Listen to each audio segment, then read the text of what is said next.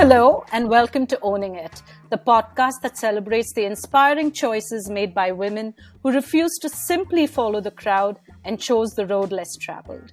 I'm your host, Sandhya Tukaram, and in each episode, we'll have real conversations with these incredible women who choose to carve their own path because following just isn't an option. They may not be making headlines, but every one of them is a role model. So join me and let's explore the power of choice and the inspiration it brings right here on Owning It.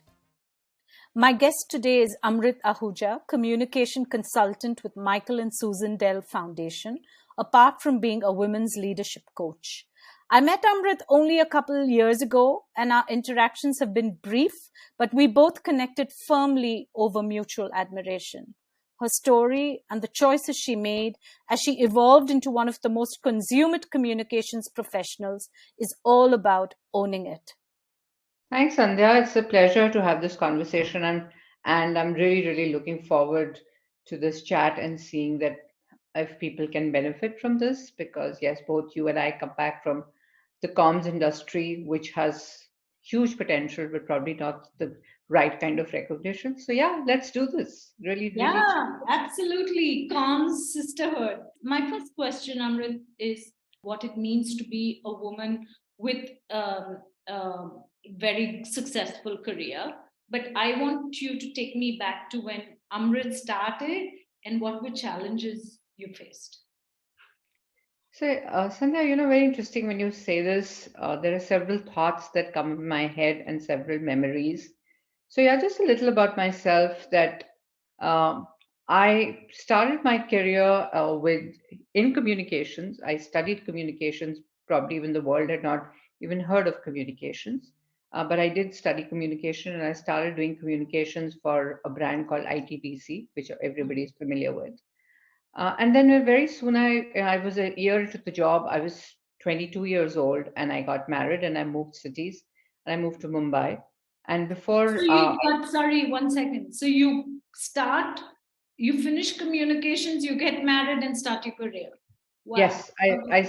I studied in Delhi. I did a short stint with ITDC. I got married and I moved to Mumbai.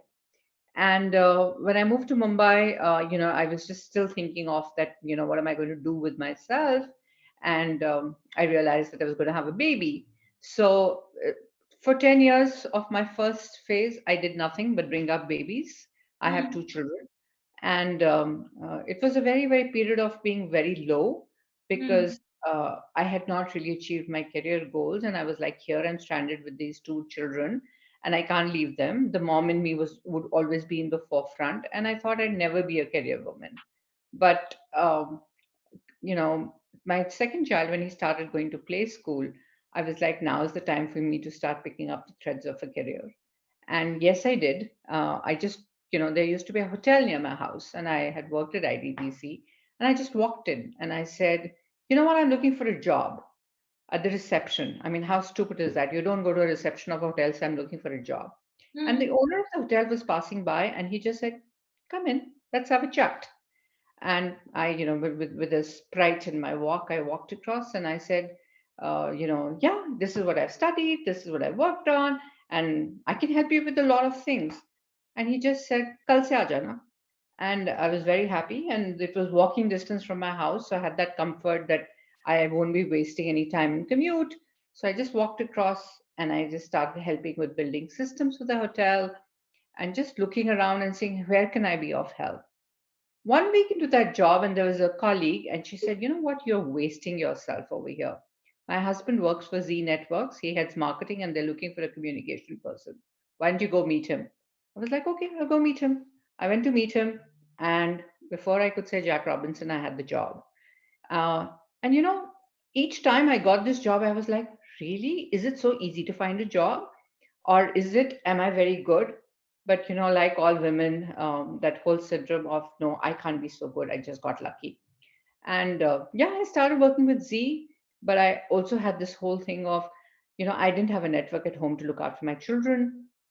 And I was not very sure about whether I will be successful in a career. But I think I had a very supporting spouse and, of course, a very encouraging mom. So mom lived in Delhi, but she was like, okay, it's now time for you to start your career. You brought up children. I'm there to support you. She came, she set up the systems for me, which is having a babysitter, just helping me think differently. And yeah, and before I knew, I was handling communications with Z. And every evening I was at a page three party. And when I went for those, I realized that, oh my God, my wardrobe is not good enough. Mm. And so there was a shopping spree and a lot of excitement. Yeah. So yeah, that's how it started, and that's the time when there was nothing like flexibility at work or work from home. I had to be there each morning. I had to be there at the page three parties because C was just starting. Before I knew, I was spokesperson for the channel, so I was, speaking in the press, and it was just really, it was like as if something, a dream had just come true, and it just happened. But that dream ended fast because my husband moved to Delhi because he had a transferable job. And when I came to Delhi, there was no, there wasn't that glamour that I was part of. And that's when I joined a communications agency, 2020. And that also is interesting. I mean, somebody just walked into my house and said, So this "You're-" is when? Which year are we talking about? This was in 1993. And I just want to pause here for a second. So you start off meaning to be a communications Yes, person, then you get married, then you have children, and then you say, no, I can do more than this. And you start a career without being very intentional, but you get some ways in Bombay, yes, and then your husband moves to Delhi, and and then you start another cycle in your career. Are you yes. more intentional at this point, No, Amrit? I'm not. I'm not Sandhya, but the only thing I think what had started was that I had started thinking of what is communication as a career. While I enjoyed the glamour of the page three parties in Z, but I didn't find that very fulfilling. And I used to have an agency, and I would see and I would hear them talking about other brands that they're working on, and they would be talking strategy, and they would be talking about things that they're doing differently. So somewhere I was like, maybe that's a more interesting world to be part of. And if I have to really learn the nuts and bolts of communication, maybe I should go to an agency. So Mm. that thought process had already started while I was, it's interesting. I'm one of those people who started a career at being on the client side, as they say. People aspire from agency to go to client side. I was a part of a very powerful network, and I had a lot of, what a comms person should be doing. But I just somewhere felt very hollow. And Mm. that's the reason I said, okay, I'm going to try an agency. And I joined 2020 Media. That's how it was called. It was a technology PR firm. And I'm so glad I did that. I think I had the best boss. And I was the fourth employee, and we grew to be the PR agency for tech clients. And I think I just learned so much in those, at 2020, that it just reformed me as a person and then as a professional. I want to pause at one thing. I mean, you said very interesting things, but I think for our audiences, the thing that I want to push on is the mentor thing. Do you think that was a significant role that your boss played in your growth and your belief in yourself? Oh, absolutely. Just, he was a great believer on, making sure that women enjoy work. So it's very rare that you have a male boss who believes in women bring a lot of value to the work. And he would read books on how to keep women motivated at work. He would, always nudge you to think differently. He would nudge you to grow. He would tell everybody, not just me, he would tell everybody, if you're doing the same job as last year, you're doing something wrong. You got to find something, even to stay relevant in this agency, what are you doing differently? And I remember he would, do these sessions with us about career growth, about self development. And yeah, I think he just laid that foundation for me to have that quest for knowledge and a quest for just doing a self analysis every year and saying, am I doing something right? Am I growing or not growing? So I think if you early in your career, if you're surrounded by people who believe in you and who guide you, you definitely you set yourself on a path. So yeah, I think very, very fortunate that having a good mentor really, really helps. So we spoke about you having a mentor that was the wind beneath your wings, so to Yes. speak. I want to fast forward to you've then built on that the opportunity. What was your identity as a boss? And then bring in the woman lens of what it meant to be a woman boss. Because it is a thing. Much as we'd like to say, oh, a boss is a boss is a boss, there's a difference. So I think I'm going to break that into two parts. Mm.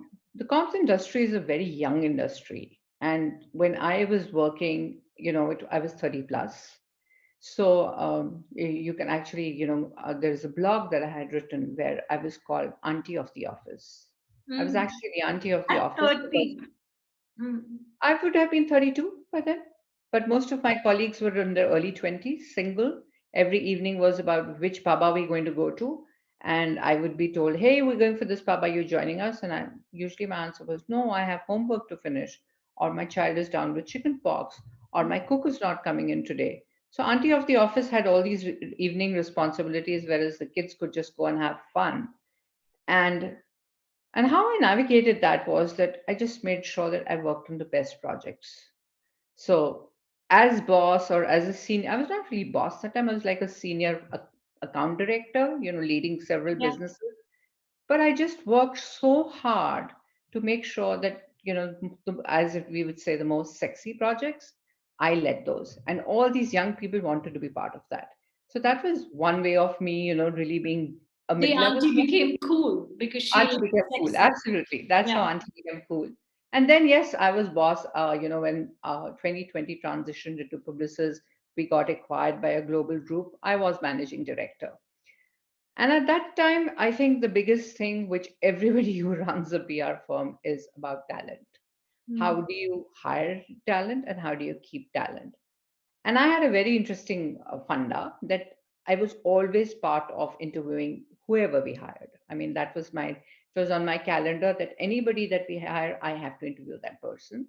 And the maximum time I spent was in hiring the freshers, as you call them, management trainees, because you would go into the communication schools and I would hire about 10 of them. And I would do like a daily session with them, or a coffee with them, or a lunch with them. And then I'd pretty much figured out which are the two or three which are going to stay or have, some energy or have the hot buttons. And my way of connecting with them was I would tell them, you're my mentor. You know what? You're my social media mentor. You're my writing mentor. You're my mentor on what's the hottest things that is happening with You're teams. And my window to a new world. yes, absolutely, you articulated that really well. And I think with that, what happened was, one is that I learned a lot. I continued to learn about the new ways of doing things. Second is I bonded those three people, and if those three people stayed at the end of 12 months, my talent problem was sorted quite a bit. So yeah, I think as boss, and the biggest thing about making sure that you have happy employees, energetic employees, solved the biggest thing, which was if they're happy, they were energetic, they wanted to learn new things, they worked well with clients. They freed up my time because then I could spend more time with clients and thinking about the big picture, the strategy, and the doers loved doing whatever they're doing because boss was involved with them in some way. Like I would say, okay, let's run this social media campaign, and you're going to do this, but मुझे एक चीज तो करने दो ना. They would feel so good that they're actually running it. But my thing was that I have an eye on the whole campaign, and I would come up with one thing and they would let me do that. So I would be somewhere be hands on also on social media and learn. And in fact, that's what really led me to actually spin off a total business very early, which was called 2020 Digital. We were way ahead of the industry because we hired some really young, smart people. And both my boss and I saw the opportunity, the business opportunity. And I just learned along the way. And I think that learning led me to my next career move, which was to be the communication director at Facebook. So, I Hmm. transitioned That's after. interesting. The minute you say Facebook, but I want you to hold that thought. When did gender rear its head? So yeah, really, I think what happened was that while I was as boss to these young millennials, I was also part of the board of the Publicis group. And the boardroom, I was the only woman, Mm. and navigating that was not easy because Tell me more. very simple things like men just have a very different way of looking at things. Uh, and I would always have a very different viewpoint. And Mm. it took a lot about one against six men. Mm. But I was also like, I'm not going to give up. So I was this bullhead, but I really saw that what it means to be just an only woman voice in a boardroom. And there were some situations where I did not win, but there were some situations that I did win. And I'll give you an example. A lot of the women workforce once came to me and said, you know what? In the evenings, when if you're working late, some of the young guys in the office, they'll just have a beer or they're, having a smoke and they're, working and they're in no rush to go home. But, we're also involved in some of those pitches. But when we step out, the guard looks at us differently. uh, there are some people outside in the parking lots, not employees, but others who are in cars drinking, so we don't feel safe. And I just raised my voice in the boardroom and I said, there has to be a guideline to say no drinking in office, even if it's beer. You're working late, that's fine. You want to go out for a drink with your team, it's got to be outside, but cannot happen in the office. So you can imagine, because the men were like, oh, this we are in a creative field, and just having a beer in the office is not really seen as drinking, and just having a smoke is not like considered not right. But yeah, that's a battle that I won because I want to both, push that a little more though, yeah. because where I come from, what if I'm the one that wants to drink as a woman and stay afterwards, um, versus the guys that wanted to drink? It's almost a sense of entitlement when the guys want to drink. But if I stayed afterwards and said, hey, let's get together for a drink, I became cool, fun. There were adjectives. I don't know if there's a point there, but it always bothers me that women having a drink and men having a drink is seen differently. Oh Um, yes, and absolutely. you could both have a drink and come back to work and have something of significance to contribute. And so I'm interested to hear your perspective given what you just said. Yeah, so you're absolutely right, Sandhya. It could be the other way around. But I think whenever you have to make a point or an argument, irrespective of men or women, I always go back to data. Hmm. And I think for me, what I had done was I'd literally run a poll in the office, and I had data to show. So as I said, it took me many, many board meetings to get the office to put out literally a directive saying, you know what, drinking in office is not on. Please, you're most welcome to take your team out. Here's a budget. Use the budget, go out. You want to come back and work. Office is open 24 by 7 if you have a critical project. We don't encourage you to work after certain hours, but because you need work life balance. But here are some guidelines and guard rules that you have to have. And I think it's always data. For women, that's what I said, that, when it is about winning an argument or winning your point of view, you've got to go with data. And that's something that I did. How do women today, and feel free to to disagree with me. My worry about data today for women and is its legacy. So I think, Sandhya, to some point, yes, I do agree with you. Data is legacy, but I think it's also got about your individual voice and your persona. Hmm. So I definitely had that credibility and voice of that when I am bringing up something such a sensitive topic, I definitely have thought through this, and that's Hmm. where the personal brand comes in. Okay. I think for the men in the room, I definitely had their respect because I had been colleagues with them for so long and I had done some fabulous work. And there were situations where I had stood up for men also. So, I think a lot of that, which is that your, Was they respected Amrit for yes, what she brought yes, to the table? yeah, yeah. Yeah. And of course, data, etc., is all for arguments or, when you really want to, how you navigate your conversation. But I think the first thing was that the number one, that first is that I got included in the board. And the second was the credibility that I had carried for over years. Because don't forget that I was part of that whole family for 23 years. And probably when I was part of the board member, I would have done about 21 years over there.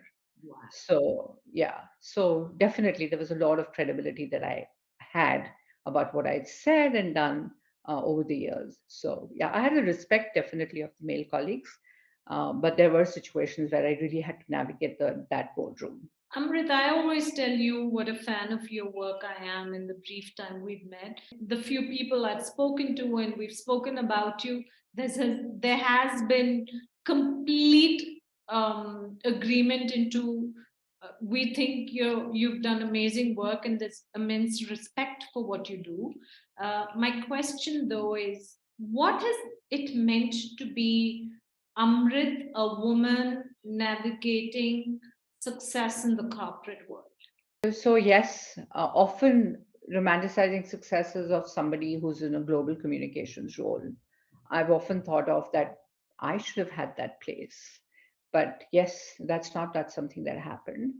And why did it not happen? Because, yeah, somewhere along the line, I also decided that I was very fortunate. I had done some fantastic work and I had started questioning what was my purpose in life. Mhm. I think, when I moved from 2020 and I joined Facebook and Meta as it's called today, I learned a lot. I did a lot of interesting projects and, I led a team. It was probably the hottest communication job in the At country. that point, But, yeah. yeah, at that point, not now. At that point, yes. But, I had started questioning that what is my purpose? I mean, I've learned communication, I've achieved this, I probably romanticized this kind of a job. I'm here now, but is this what I'm going to do for the rest of my life? And at one point, I just, said, I think now there's a lot of talk about purpose for a brand, for a person. But I think 3 years back, when I did this journey of purpose and soul searching, it was still not spoken about. I think COVID brought that more to the forefront. And I just came to a point of there has to be something different that I'm going to do for the rest of my working years. And, I was in early 50s and I was like, I have probably another 20 years that I would want to work. And I can't just keep doing this because there's only so much that as a comms person that you can achieve. And it's not going to make me happy. And that's when I, just said, take a pause and let's see, is there another world out there? And yeah, and then I went and reskilled myself. I went and enrolled for this course at the Ashoka University. It's called the India Leaders for Social Sector. And I was like, let me just see what the social sector is about, and let's relearn and see what's there. So yeah, that course that really helped me define and articulate my purpose. And I think, had I not worked for the corporate sector or the capitalist world, I would have not come to the point of where I start the soul searching. And I just landed in this social sector space where I began to realize that, there is another world which is doing much more meaningful work. It's not talking about the big dollars, but I slept well. When I went to sleep at night, I felt good that I was attached to a purpose and I was helping a sector which was really doing good work, but probably didn't know how to articulate their story. And so, and yeah, one thing led to another. And, I have several gigs and I consult several clients. But I think the clear thing was not to go back to the world where I had come from and found so much I success. want to be a little provocative. because you and I are both in our early 50s, Yeah. and we've reached a point where we're talking about purpose and we're talking about what that means. But I just because it's important to have these conversations and push this button. Um, do you think gender played a role in we're at 50, we're women, our opportunities are narrower, so we should talk about purpose? Um, why were we not thinking about this at 30? I'm just asking the question. So as I said, that this thing about purpose, etc., probably has become more forefront during COVID. Mm.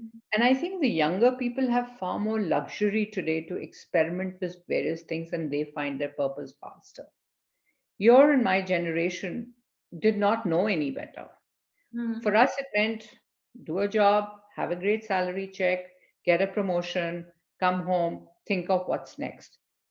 I didn't even know the P of purpose till my 50s. Mm. But I think in the 50s, there was something nagging within. And maybe even at that time, I was not able to define purpose. But yes, there was definitely a sense of nagging internally of, is this what you're going to do for the rest of your life? And is there something more that you want to do?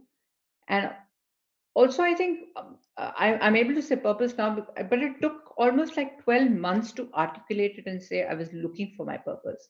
I left Meta, I went and did this social sector course.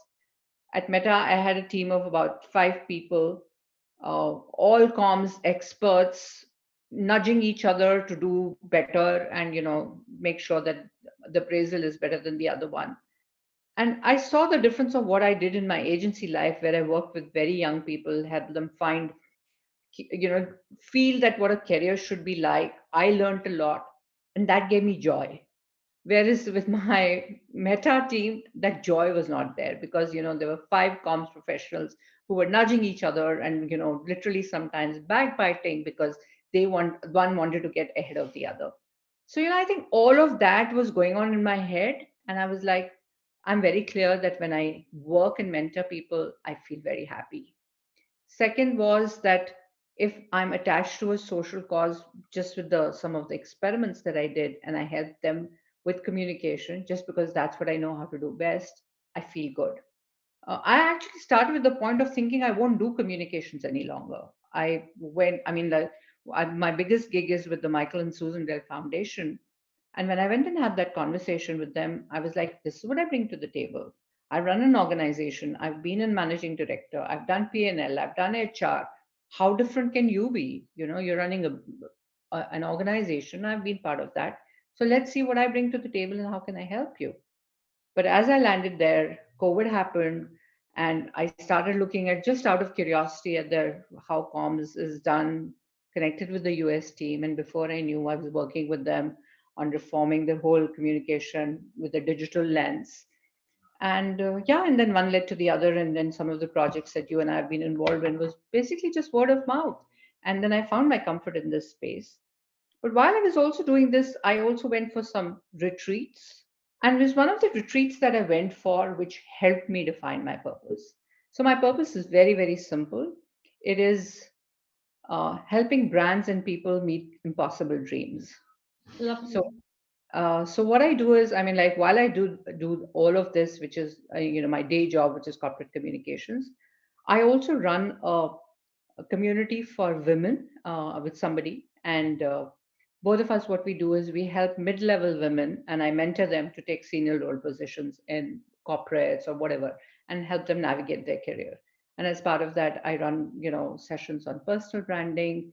I run sessions on managing your executive presence. I do sessions of running and managing high performance teams. So that was an area that really gave me joy because I was really helping women move to the next level because I was very lucky that I had a glorious career. And after these, Are the people you work with only women? the, Is that right? 90% of the projects are women, but off late, I have been working with some men also because I've had a lot of requests and saying all of these areas are also relevant for men. So, What's the big difference though? I know I'm slightly moving away, but I really want to understand this. What's the difference between working with a woman and getting her to create her brand versus women versus men? oh, women are always about, do I really need to do this? First question is, no, I don't want to be, people are going to think that, why am I putting myself out there? No, no, no. This is like showing off.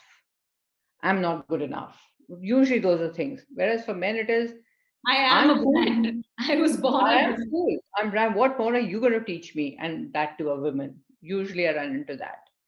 And yeah, but then when you spend time with them, you kind of navigate a few things. Then, yes, they start realizing that, yes, there is a space for them to create a brand. And there's so much that they have to do that. And even purpose now. I think even a lot of men have started realizing and going down the path of that, do I have a purpose in my life? And how am I going to reach that purpose?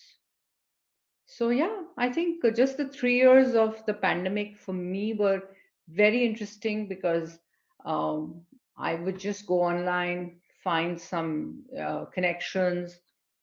I did some of these projects on women mentoring. I collaborated with people in different parts of the world and did those. I got mentored by Marshall Goldsmith because he had a slot open and he was like, I'm going to take 10 people. So I managed to do that. Then I started with some of these gigs with the social sector. And yeah, and I think now I'm in a really good place where I've never had the temptation to go back to my past life. I mean, that's always knocked on my doors. Every agency has knocked on the door. Every big tech brand has knocked on the door. And I'm able to say, no, that was history and been there, done that. That's not a path I want to walk now. So I What's think your biggest challenge, though, Amrit, in all of this? And I'm very, I ask this of anybody I speak to, but given I'm your fan, but also given you reinvented yourself in many ways, and you've really stood out in a very, I think, superficial world of communication. What have been your challenges? I think if I just say take the lens of communication, communication is still a very young person's world. It's seen as, you know, it's a doer's role. Uh, there is, it's hard to find the strategy gigs. I think what's worked for me is that I work across several projects and they wouldn't be able to afford somebody of my caliber. So they get, say, 1/10 of my time and they say, okay, we'll pay for that because it's an experiment and let's see. But they will have their teams. And the hardest things the teams have is finding the credibility internally. So while comms as an industry has evolved, it's a huge industry. You look at the growth numbers, you look at the market size, it's all great. But I don't think in India, comms still has reached that strategic lens and it's got the seat at the table, which is what everybody talks about. And I think that's, as a 50 plus woman, that's the challenge. That, you So know, it doesn't matter so much that you're a woman, you're talking about the challenge is more the function. I think so too, because I also have conversations with a lot of very senior communications men, who are like wondering what to do with themselves because they've also been there, done that, and some people have sold agencies, some have done glorious careers, but they're also finding it hard to, really find something which will drive them, and they think that they can add value. So I think there's that very big gap right now in India. Internationally, I don't think that's a gap because comms people are taken more seriously. They are part of really the boardroom, as one says. But I think I do see that as a challenge as a communication person. And that's why maybe somewhere in my head it was that I want to break away from communication. And I don't know, I might in the next 5 years, I might do that. I'm an accidental communications person. But I also was very intentional about breaking away from communications because I felt it was very limiting. And here's where I don't want to harp on gender, but I think it becomes a very convenient role for women. Whereas I think communications is a great foundation for absolute leadership roles. I think Absolutely. you have insight into many aspects that most Yeah. other functions don't have. You have the ability to deal with crisis because we're always dealing with Yeah. crisis, Yeah. and we know how to put our best foot forward. Absolutely. I think that's one of the conversations I would always have with young people, that you join today, in 12 months down the line, go and have a coffee with your college friends and just measure your conversation versus theirs.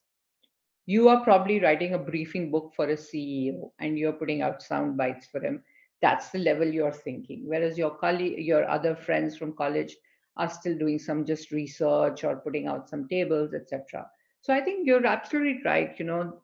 A communication person has the best skill sets to succeed in any function. But I don't know whether it is that there aren't enough good people or is it just the function that is not grown. But I think there's still a lot of hope that some of the people who are in the 50 plus will get the recognition or get the kind of roles that they're capable of. Yeah, I and if you and I can't do it, very few people can. And I say that with Absolutely. all modesty. Amrit, I think you and I have worked really hard. We've focused on outcomes. We are very capable. And it's time we and break the glass ceiling. Yeah, absolutely. Yeah, so I hope that'll happen because I am a firm believer in what communication does, whether it's for the capitalist world or for the nonprofit world, or just any function within an organization. I think there's just so much value that we add, and also just a function which I think has embraced change so fast. I mean, like most of us now do digital communication, which was not what we grew up with. And I don't know if any other function quickly embraced so much change. We have, as We didn't communicators, have a choice. We needed we to. did have a choice, and we all did. So I'm hoping that the next generation of people will get the kind of recognition and there will be more meaningful roles. Today, there are a handful of meaningful roles for the 50 plus. Yeah. There are few fortunate who are at those roles, and I have full respect for them because I know what it takes to get there. But yeah, there's an interesting line that my son often tells me that, Mom, don't start thinking about what those people are doing. Think about your finishing line. I think your finishing line has been great, and learn to enjoy that. I think that's something that The I only remind. difference is I don't see it as a finishing line. I see it as a starting line to your next 20 years. Oh, Um, absolutely. But I think the first phase of the finishing line has been great because just the fact that I have so much gratitude for every time that you've told me about the respect that people have been saying. And my favorite phrase of when I teach the personal brand session is there's reputation and there's a personal brand. And it's about what people say about you when you're not in the room. yeah, So and so that's yeah, the brand. yeah, Um, that's Amrit, I want to spend the last bit of our conversation, and I've enjoyed this conversation in the 50 plus bit. You and I are 50 plus, and both of us have navigated change. Both of us still have and I will speak for me and I'll let you speak for yourself. I still have, I feel like I'm still at the start of my career. I feel like I have 20 years more to do amazing stuff. yeah, And yet the world is not just sexist, it's ageist too. So big I time, want, big I, time. yeah. So what does that mean for you to be someone who's had considerable success, but post 50? And I want to hear from you. So, Sandhya, yes, ageism is a real thing, and I have also encountered it in various situations. But if you just look at the world around, that's what's happening. I'm going to quote unquote one of Ravi's favorite conversation that I've heard, that careers are like a musical chair today. Look at what's happening with all the layoffs. You're part of that system, and before you know, it's a musical chair, and you're out of the system. Look at the number of layoffs that have happened in the tech sector, and all of those people, they're going to face so many challenges. Some will face sexist challenges, some ageism, some very bright but have not recreated themselves, so won't be able to find the roles. So I just look at ourselves, the 50 plus, of saying that we've already embraced that change. Hmm. I think both you, me, have been working on several projects, and we're carving a path for ourselves as to, What what's going. success looks like post 50. Absolutely. I And think we'll we be will. trailblazers, right? Yeah, absolutely. I'm with you. We'll be trailblazers because the world is going to move. I think the number of full-time roles and careers or whatever it is a thing of the past. Your career is going to be a portfolio of the number of gigs that you've done and how are you able to showcase those. So we'll have a lot of young people coming to us for advice. So the 50s definitely, but just wait and watch. The 20s and 30s are going to go through what we are going through in our 50s, and they would want to learn from us I have because. I have a very interesting take, and it's not backed by data.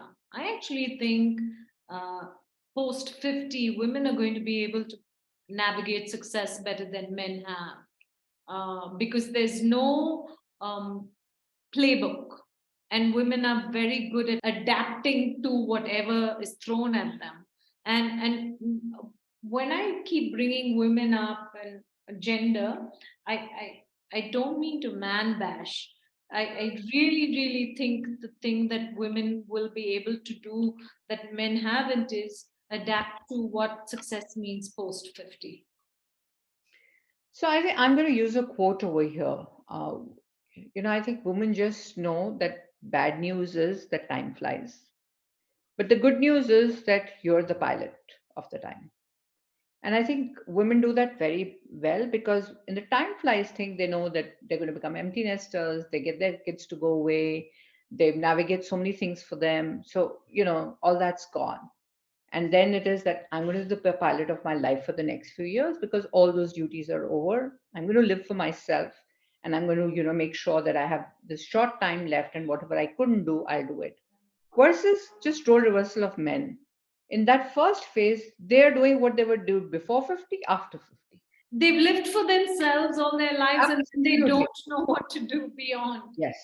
Yeah. Yeah. So, I think just women are far more adaptable at this age. And also, there's somewhere that how much ever, help now young couples, see a lot of young couples and men are helping in house stuff, they're helping with children. But we are just wired differently. You can't change that. Yeah.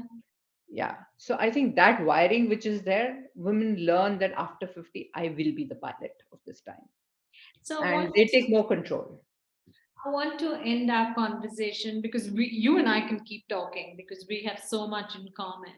But I want to end our conversation, Amrit, with where you are today and perhaps to an audience of people who will be where you and I are in a few years.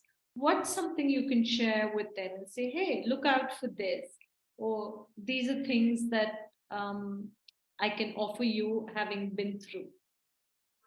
I think it's just three things that I tell myself every day: reset, resurrect, and reimagine.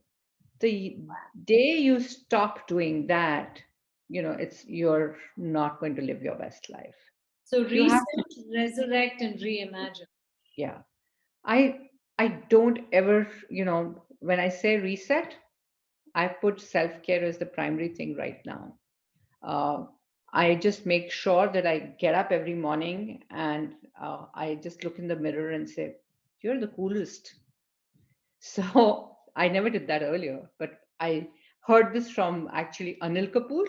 I was in a session with him and somebody asked him, what's the mantra of your success? And he looks really good and he's so fit at even at, 60 plus. So he got up and he said, I look at the mirror every morning and say, man, what a good looking bastard. I think the day you stop reimagining or imagining that you can do it and find new avenues to fulfill your imagination, life is over and done with. So I think for any stage of life, whether it's 50 plus or whatever, I think those three things are most important. And if you can do those, you will cushion yourself to setbacks. You will have the confidence that you can reset yourself, you can resurrect for yourself from failures, and you can bounce back and you can reimagine success for yourself. The brain is very wired to actions. So if you wire your brain to success, you will find the success.